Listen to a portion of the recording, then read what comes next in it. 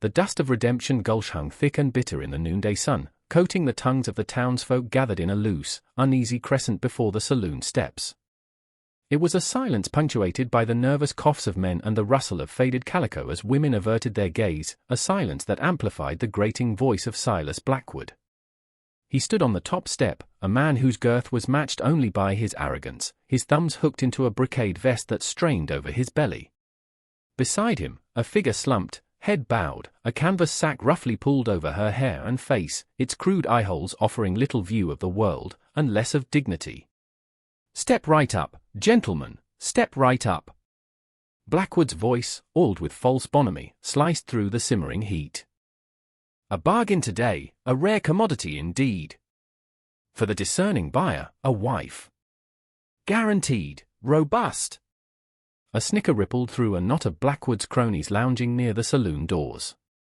The woman flinched, a small, almost imperceptible tremor that ran through her shoulders that were undeniably broad beneath the shapeless linen shift she wore.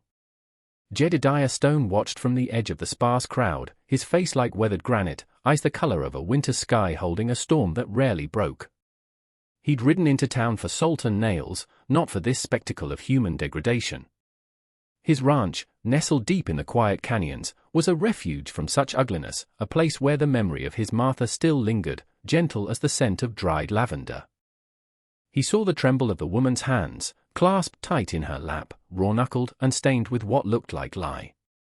"Now, I won't lie," Blackwood boomed, a leer spreading across his features. "She ain't no prairie flower, delicate and shy. This here is Ilara.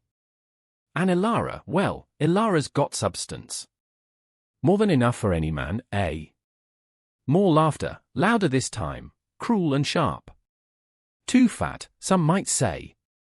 A cruel jest, they called it, when her last employer sent her pack kinder with me to settle a debt. Said she ate more than she was worth.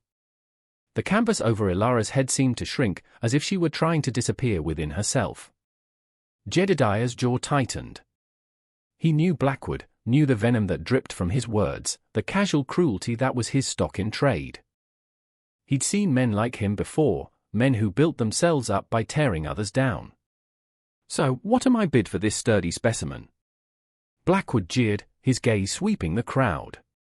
"A strong back, I'm told, when she's not at the trough. $10? $5 for the sheer volume of her." Silence, thick and shamed. Even Blackwood's men seemed to sense they'd pushed the amusement too far. The air crackled. Then, a voice, low and rough as river stones, cut through the quiet.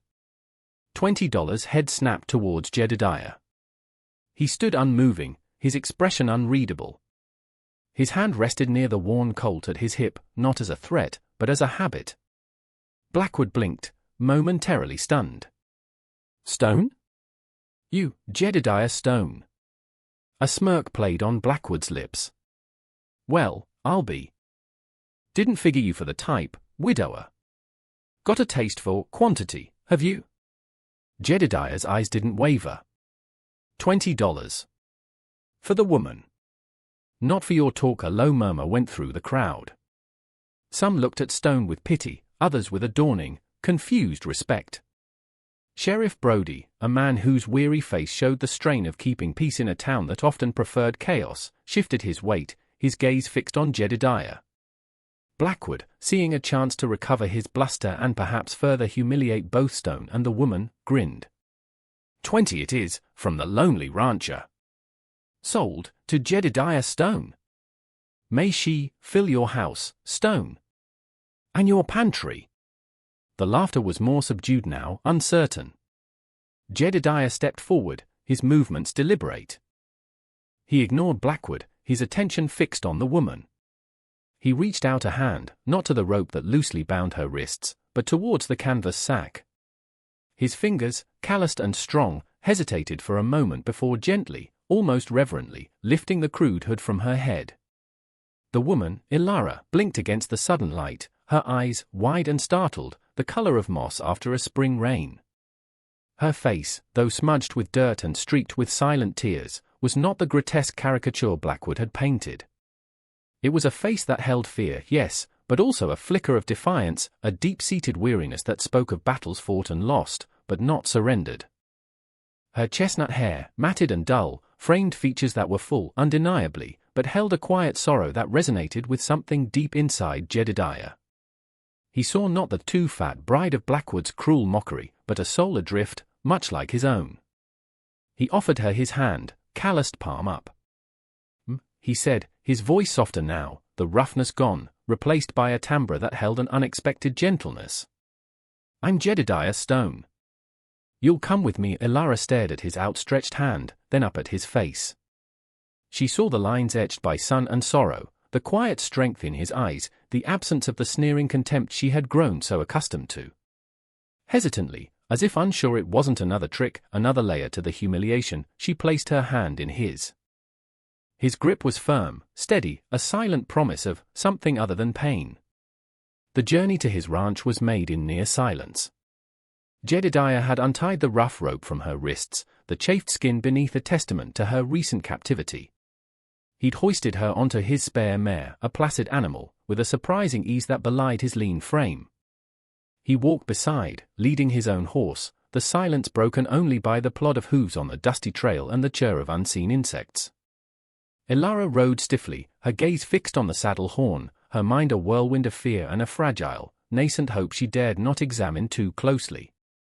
Was this man another Blackwood, merely with a different, quieter brand of cruelty?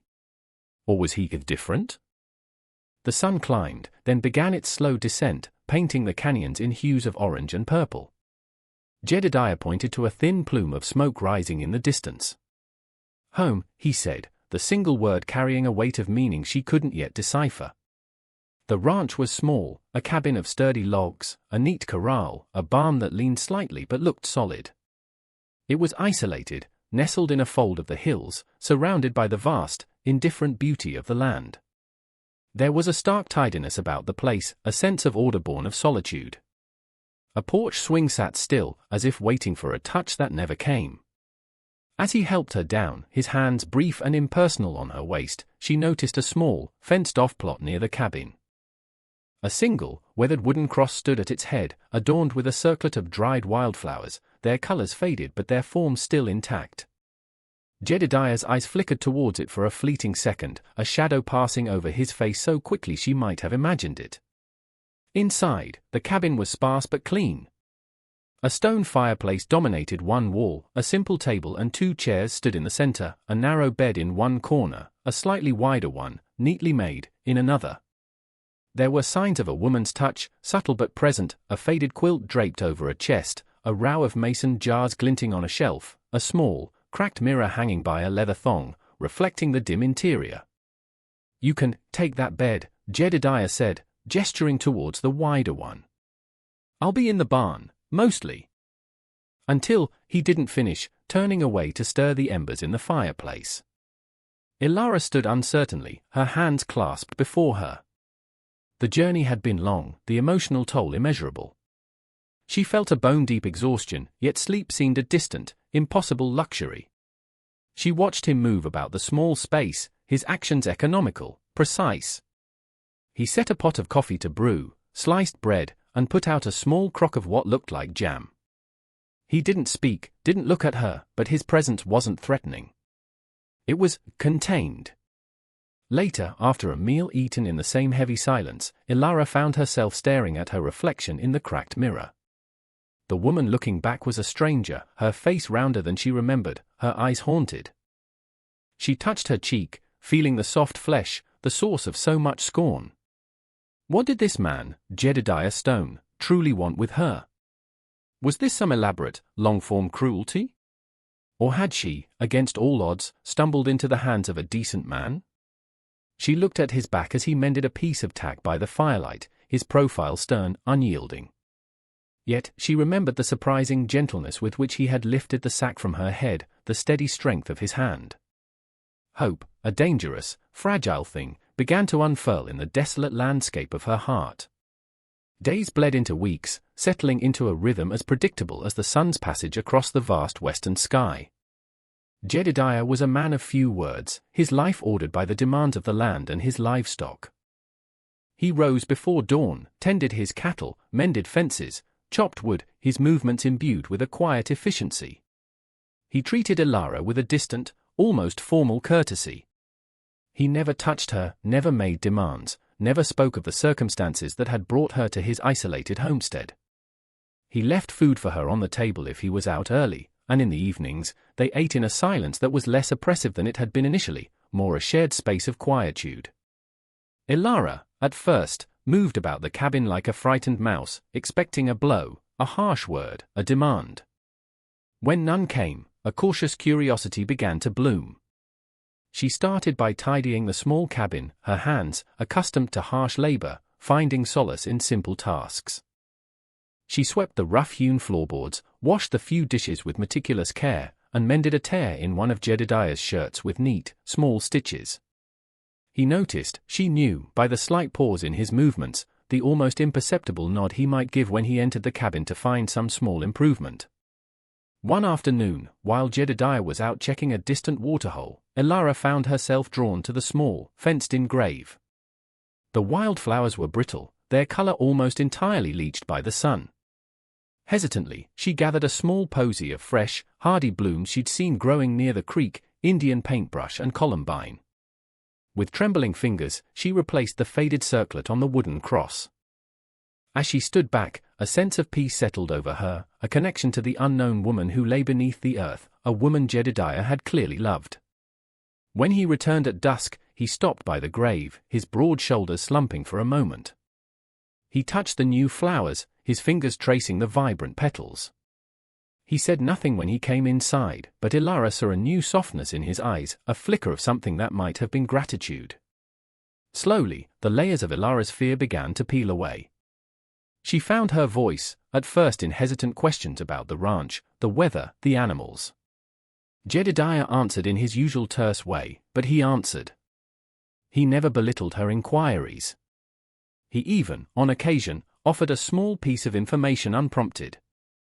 Coyotes were close last night, he might say, or rain's coming.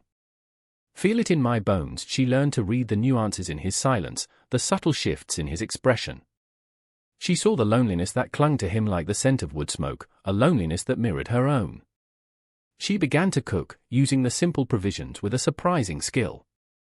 The stews were richer, the bread lighter. Jedediah ate with a quiet appreciation, sometimes even offering a gruff, good, which, from him, was high praise. One evening, as a chill wind howled outside, Ilara found a small, worn book of poetry tucked away in the chest that held the faded quilt. She picked it up, her fingers tracing the embossed cover. "My Marthas," Jedediah said, his voice quiet, startling her. He was looking into the fire, his face softened by the flickering light. She liked the words, it was the most he had ever spoken of his late wife. Ilara opened the book, her heart aching for this silent, grieving man, and for the woman he had lost. She began to read aloud, her voice soft at first, then gaining confidence as the rhythm of the verses took hold. Jedediah listened, his eyes closed, his face unreadable but for the faint tremor in his clenched jaw. The specter of Silas Blackwood and the humiliation of Redemption Gulch still haunted Ilara's quieter moments, but here, in this small cabin, with this stoic, surprisingly gentle man, she was beginning to feel something akin to safety. She was more than just too fat Ilara, she was a woman capable of kindness, of creating comfort, of finding beauty in small things. And she sensed, with a growing certainty, that Jedediah Stone was beginning to see that too. What would you do, dear listener, if you had the power to lift someone from the depths of despair, to offer a hand when the world had turned its back? Would you weigh the cost, the inconvenience, or would you simply act from the quiet dictates of your own heart? The fragile peace of the canyon was shattered one crisp autumn morning by the distant, unmistakable sound of approaching riders. Jedediah, who had been sharpening an axe by the woodpile, straightened slowly, his eyes narrowing as he scanned the ridge line. Ilara, who was hanging out laundry, clothes she had meticulously washed, including some of Jedediah's that now smelled of soap and sunshine instead of just sweat and earth, felt a cold dread seep into her bones. Her hand stilled on the line, a half-pinned shirt flapping in the breeze like a trapped bird. 3 riders appeared, silhouetted against the bright sky, and as they drew closer, Ilara recognized the portly figure of Silas Blackwood leading the way, flanked by two of his rough-looking associates. Blackwood's sneer was visible even from a distance. Jedediah's face hardened into the granite mask she had first seen in Redemption Gulch. He didn't reach for his gun, not yet, but his entire posture changed, coiling with a latent energy that was formidable. He placed the axe carefully against the woodpile and walked to the edge of the small yard, waiting. Ilara's heart hammered against her ribs. She wanted to run, to hide, but where could she go? This small cabin, this isolated patch of land, had become her sanctuary, and Jedediah, her unlikely protector. She took a step towards him, then another, until she stood just behind his shoulder, her hands unconsciously gripping the fabric of her apron. Blackwood reined in his horse, kicking up a cloud of dust that settled over the neatly swept yard. "Well, well, Stone," he called out, his voice dripping with malice. "Enjoying your purchase? Looks like she's settling in." Eating well, I see. His eyes, small and pig-like, raked over Ilara, lingering on her figure with deliberate insolence. Jedediah's voice was dangerously quiet. "State your business, Blackwood, and then ride out my business." Blackwood chuckled, a wet, unpleasant sound. "My business is her." He jabbed a thumb towards Ilara. "Seems I made a bad bargain, Stone. Turns out, there's a fella over in Willow Creek, a pig farmer, looking for a substantial woman. Willing to pay a sight more than your paltry $20. Sent word he'd heard about my unfortunate acquisition." Ilara felt sick. To be spoken of like livestock, her worth debated between these men. But this time, something new mixed with the fear, a surge of anger. Jedediah didn't move. "She's not for sale." "She's not yours to sell." "Oh, I think she is," Blackwood said, his smile widening. "A bill of sale, all proper. You bought her, sure, but a man can change his mind. Especially when a better offer comes along. I'm prepared to buy her back, Stone. You're 20, plus a little extra for your trouble. Say, $5? Then I can make a tidy profit from all." Farmer Grissom, one of Blackwood's men, snickered. "He wants her to scare the wolves from his pigs." I hear Jedediah's eyes, cold as glacial ice, fixed on the man who had spoken. The man's laughter died in his throat. "She's a free woman, Blackwood," Jedediah stated, each word like a stone dropping into a deep well. "She stays here, if she chooses." Blackwood hooted. "What choice does the likes of her have? Come on, Ilara, don't be difficult. Pack your considerable belongings. You wouldn't want to cause trouble for Mr. Stone here, would you?" He looked at Jedediah. "Unless you want to make this difficult, Stone. I got 2 men here." "You're just 1 inch for the first time," Ilara spoke, her voice trembling but clear. "I'm not going with you, Mr. Blackwood. I choose to stay." Blackwood's face purpled. "You insolent sow. You'll do as you're told." He made to dismount, his hand reaching for the whip coiled at his saddle. Before Blackwood's foot could touch the ground, Jedediah moved. It wasn't a quick draw, not a flashy display. It was a movement of pure, economical purpose. His hand closed around the handle of the axe he'd left by the woodpile. He didn't raise it to threaten, merely held it, its polished head gleaming dully in the sunlight. His voice, when he spoke, was a low growl that seemed to vibrate from the earth itself. "You lay a hand on her, Blackwood, or try to take her from this land, and I'll split you from gullet to groin." The air crackled with tension. Blackwood froze, his eyes wide, seeing not just the axe, but the unwavering resolve in Jedediah's gaze, a promise of swift, brutal violence. His cronies shifted uneasily in their saddles, their bravado evaporating. They knew Jedediah Stone by reputation, a quiet man, but not one to be crossed lightly. Sheriff Brody, who had apparently been alerted by the sound of riders heading toward Stone's isolated ranch with ill intent, chose that moment to crest the nearby hill, his horse moving at a steady canter. He took in the scene with a practiced eye. Blackwood's fury, Ilara's frightened defiance, Jedediah's lethal calm. "Trouble here, Stone," Brody called out, his voice mild but carrying authority. Blackwood sputtered, "This is none of your concern, Sheriff." This is a business transaction. Jedediah didn't take his eyes off Blackwood. He aims to take Miss Ilara against her will. She chooses to stay. Brody dismounted, his gaze thoughtful as he looked from Ilara to Jedediah, then to the simmering rage on Blackwood's face. He'd seen the sale in town, felt the shame of it. Miss Ilara, Brody said, his tone respectful. Is it your wish to remain here with Mr. Stone? Ilara looked at Jedediah, at the unwavering strength in his stance as he faced down 3 armed men for her sake. She saw the axe in his hand, not as a threat to her, but as a shield. Her voice, when she answered, was firm. Yes, Sheriff. It is. Brody nodded. Then there's no more business here, Blackwood. The lady has made her choice. Mount up and ride out. And I suggest you don't come back this way again with notions of causing distress. Blackwood looked like he might explode, but the sight of Jedediah's unyielding stance, the axe still held ready, and the sheriff's calm but firm presence, deflated his rage into a sullen resentment. You'll regret this, Stone, he snarled, yanking his horse's head around. Both of you. With a final, venomous glare, he and his men galloped away, their departure as ignominious as their arrival had been arrogant. As the sound of their hoofbeats faded, an immense silence descended, broken only by Ilara's shaky breath. Jedediah slowly lowered the axe, the tension draining from his shoulders. He turned to Ilara, his face still grim, but his eyes held a question. She met his gaze, and for the first time, she didn't look away, didn't flinch. A profound shift had occurred. He had stood for her, unequivocally. He had called her a free woman. In that moment, the last vestiges of the too-fat bride, the cruel joke, crumbled into dust. The dust settled, literally and metaphorically.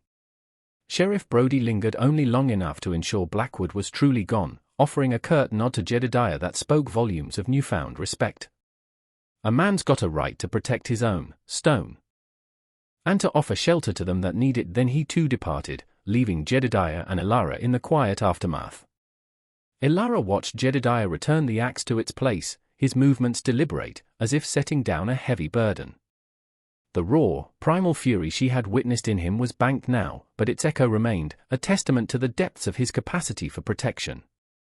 He turned, his gaze meeting hers, and for a long moment, they simply looked at each other. The unspoken hung in the air, a danger faced, a stand taken, a bond forged in the crucible of that confrontation. He won't be back, Jedediah said finally, his voice still raspy. It wasn't a question, but a statement of conviction. Ilara nodded, believing him. The fear that had been her constant companion for so long was receding, replaced by a profound, if fragile, sense of security. She owed this man more than she could ever repay. Thank you, she whispered, the words inadequate but heartfelt. You didn't have to. Jedediah's expression softened, the hard lines around his mouth easing. A man does what's right, Ilara. Or he ain't much of a man. He paused, then added, his voice barely audible, Martha would have approved. The mention of his late wife was a rare intimacy, a sharing of his deepest moral compass. Ilara felt a warmth spread through her, a connection that went beyond gratitude. In the days that followed, the unspoken tension of their earlier cohabitation eased into a comfortable companionship. The shared ordeal had stripped away the last layers of formality and fear. Ilara moved about the ranch with a newfound confidence, her steps lighter, her smile more frequent. She planted a small vegetable garden near the cabin, her hands finding joy in coaxing life from the stubborn soil. She sang softly sometimes as she worked, old tunes from a life before bitterness had tried to silence her. Jedediah would watch her, a quiet tenderness in his eyes that he no longer tried to hide. He began to speak more, sharing stories of the land, of his struggles as a young rancher, even small, cherished memories of Martha. He learned about Ilara's life too, the hardships and injustices she had endured, the quiet strength that had allowed her to survive. He saw not her size, but the largeness of her spirit, the resilience of her heart. The townsfolk, when Jedediah next rode in for supplies, treated him differently. The whispers were no longer of derision for buying the too-fat bride, but of grudging admiration for the man who had stood up to Blackwood and given a wronged woman a home. Some, who had laughed at the cruel auction, now looked away in shame when he met their eyes. One afternoon, Jedediah returned from town with a small, carefully wrapped parcel. He handed it to Ilara, his usual stoicism tinged with a shy uncertainty. Inside, nestled on a piece of soft cotton, was a silver locket, simple and unadorned. "For you," he said gruffly, avoiding her gaze. "A woman ought to have something pretty." Ilara's eyes filled with tears. No one had ever given her anything so fine, so freely, with such simple kindness. She looked at Jedediah, at this weathered, solitary man who had seen past the world's scorn and recognized her worth. He had not just bought her freedom, he had offered her a place, a purpose, and something that felt remarkably like belonging. He had, in his own quiet, profound way, made her his world. And in doing so, he had begun to heal his own. The cabin, once a monument to his grief, was now filled with the aroma of baking bread, the sound of quiet conversation, and sometimes, even soft laughter. The porch swing, so long still, now creaked gently in the evenings as two figures sat side by side, watching the stars ignite in the vast, velvet expanse of the western night, two souls, once lost and alone, finding solace and a new beginning in the most unlikely of circumstances.